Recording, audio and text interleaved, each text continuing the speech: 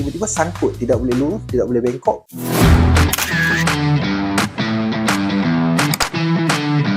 Bila terdapat kecederaan meniskus, apa yang berlaku? Pertamanya, pesakit akan komplain sakit sekiranya meniskus terbabit koyak. Kita ada dua meniskus. Di sebahagian dalam lutut dipanggil medial meniskus dan di sebahagian luar lutut dipanggil lateral meniskus. Kalau dia hanya koyak, selalunya pesakit akan komplain sakit semasa berjalan ataupun semasa untuk lipat lutut sepenuhnya. Tetapi sekiranya kecederaan dia jadi semakin serius, maksudnya bila dia dah koyak dan lari, maksudnya dia koyak tersekat di kawasan sendi, yang ini akan menyebabkan lutut tu jadi acute knee locking. Maksudnya pesakit akan rasa lutut tu tiba-tiba sangkut. Sewaktu lurus ataupun bengkok lutut, tiba-tiba sangkut, tidak boleh lurus, tidak boleh bengkok. Pesakit terpaksa adjust sehingga bahagian yang tersangkut tu masuk semula ke dalam sendi.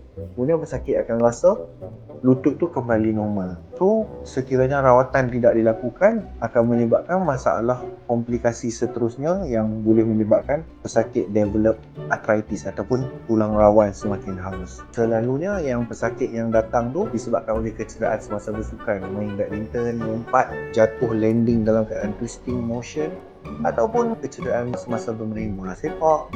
Ada juga player-player taekwondo yang cedera sewaktu melakukan training taekwondo. Selalunya kecederaan ni adalah disebabkan oleh sukan bila ada twisting motion menyebabkan meniskus ni terkoyak.